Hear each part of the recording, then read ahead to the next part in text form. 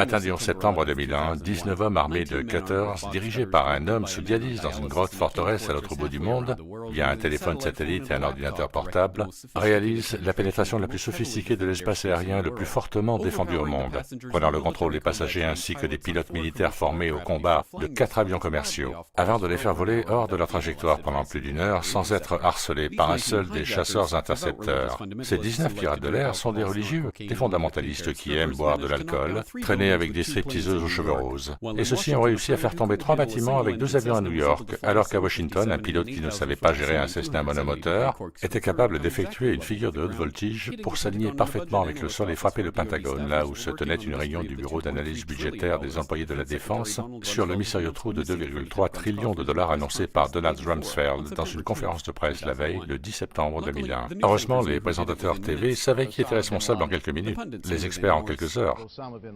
L'administration l'a su dans la journée. Les terroristes qui ont commis ces actes et ceux qui les hébergent. Et les preuves sont littéralement tombées dans les mains du FBI. Le passeport d'un pirate de l'air a été retrouvé à quelques encablures du crash du World Trade Center. Mais pour une raison quelconque, une bande de fous théoriciens du complot ont exigé une enquête sur la plus grande attaque sur le sol américain dans l'histoire. Cette enquête a été retardée, sous-financée, mise en place pour échouer, un conflit d'intérêts et une dissimulation du début à la fin. Celle-ci était basée sur des témoignages extraits par la torture, dont les dossiers ont été détruits. Aucune mention n'est faite de l'existence du WTC-7, de Able Danger, P-Tech, Sybil Edmonds, OBL et la CIA, ni des exercices de simulation d'avions détournés s'écrasant sur des bâtiments au moment précis où ces événements se produisaient réellement. Le Pentagone a menti, ainsi que la CIA et l'administration Bush. Et quant à Bush et Cheney, bien, personne ne sait ce qu'ils ont dit parce qu'ils ont témoigné en secret, hors micro, sans prêter serment et derrière des portes closes. Le financement de ces attaques n'a même pas été examiné parce que ces questions sont finalement de peu d'importance pratique. La commission du 9 septembre a malgré tout brillamment répondu à toutes les questions posées par le public, à l'exception de celles de la plupart des membres de la famille des victimes, et a retenu la faute sur toutes les personnes responsables, bien que personne n'ait pour autant perdu son travail. Les attentats n'ont pu être anticipés à cause d'un manque d'imagination. Je ne pense pas que le gouvernement précédent aurait pu envisager de faire voler des avions dans des bâtiments, sauf le Pentagone, la FEMA, le NORAD et le NRO.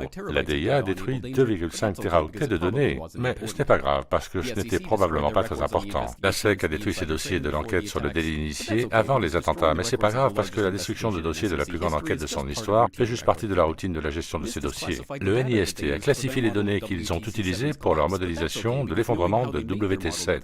Mais c'est normal parce que savoir comment ils ont fait leur modèle de l'effondrement mettrait en danger la sécurité publique. Le FBI a fait valoir que tous les documents liés à leur enquête sur le 9 septembre devaient être tenus à l'écart du public, mais c'est normal car le FBI n'a probablement rien à cacher. Cet homme n'a jamais existé, rien de ce qu'il a dit méritait votre attention. Et si vous dites le contraire, vous n'êtes qu'un théoricien du complot paranoïaque et méritez d'être rejeté par l'ensemble de l'humanité, comme lui, elle et lui. Osama Bin Laden vivait dans une forteresse caverneuse dans les collines de l'Afghanistan.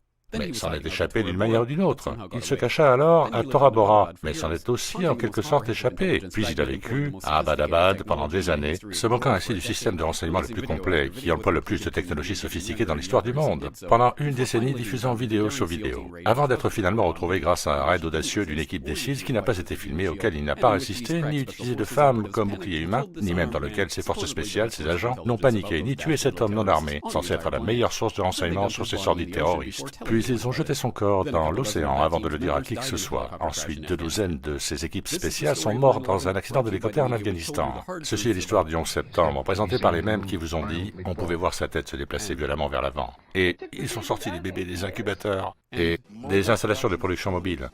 Et le sauvetage de Jessica Lynch.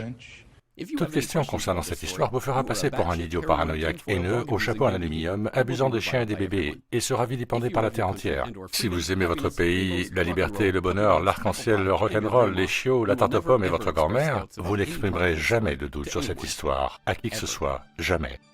Vous venez d'assister à une annonce de service public par les amis du FBI, de la CIA, de la NSA, etc., etc., etc. Parce que l'ignorance est la force.